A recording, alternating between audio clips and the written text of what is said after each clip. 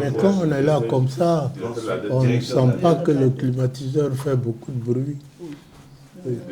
Je suis à vous. Donc je disais que j'ai été nommé directeur de la dette publique en 1976 et où j'ai essayé de me prouver et de montrer ce que je pouvais faire. On doit croire que j'ai réussi dans une certaine mesure, puisque en 1986, de la dette publique, j'ai été nommé directeur général de la comptabilité publique et du Trésor.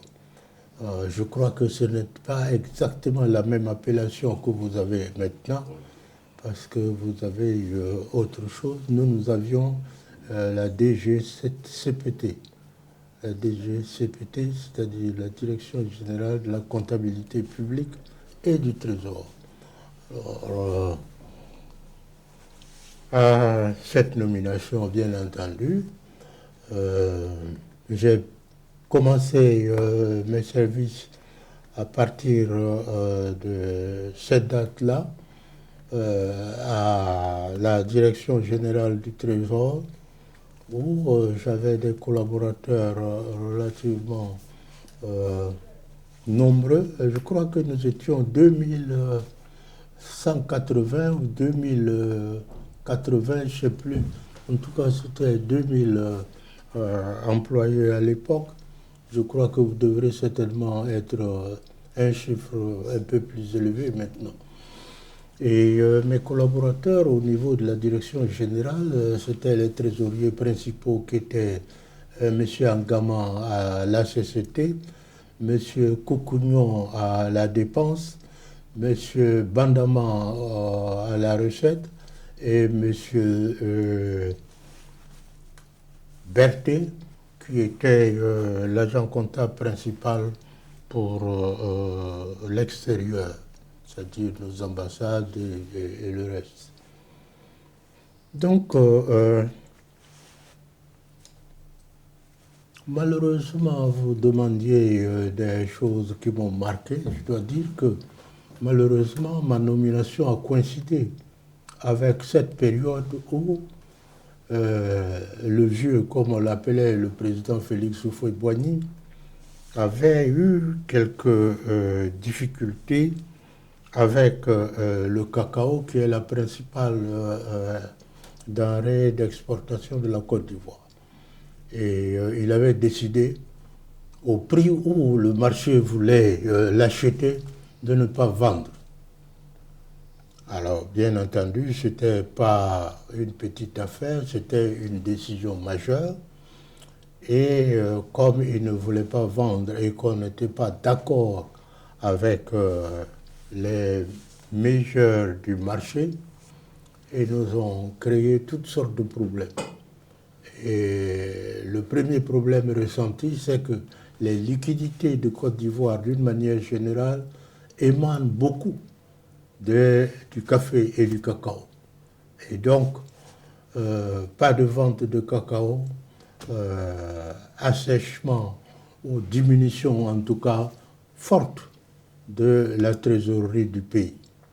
Et nommé en ce moment-là en tant que responsable du Trésor public était une tâche extrêmement délicate et difficile. Donc la préoccupation majeure à cette époque-là pour moi, c'était de faire en sorte que nous ayons la liquidité nécessaire pour liquider surtout les salaires.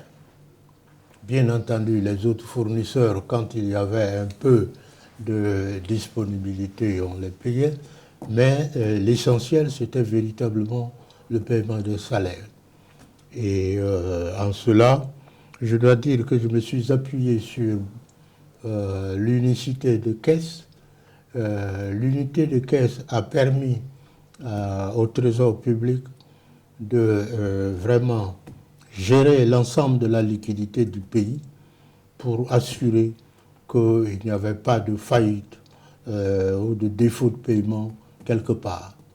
Nous avons continué et vous verrez que ce n'est pas en ce moment-là qu'il y a eu des problèmes de rééchelonnement de la dette.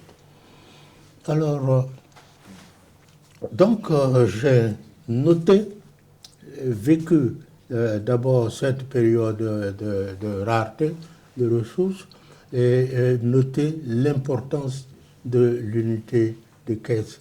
Quand on parle de l'unité de caisse de l'État, c'est vraiment quelque chose d'important parce que c'est qui, en jouant sur l'approvisionnement des autres structures pour avoir, disons, un montant relativement coquet pour payer les salaires et on réussissait ainsi à ne pas être à défaut de paiement. En ce qui concerne les autres, nous commencions à les approvisionner une fois les salaires, disons, de la centrale réglés, de manière qu'eux aussi puissent faire face à leurs obligations de paiement. Voilà un peu ce qui m'a marqué quand je suis arrivé au Trésor. Merci. Alors bien entendu, il y avait d'autres choses, mais l'essentiel, ce qui ressortait véritablement, c'était cette difficulté, car je ne voulais pas être le premier trésorier de Côte d'Ivoire à ne pas payer les salaires en fin de mois. Merci, Monsieur le Président, merci beaucoup. Oui. On va mettre une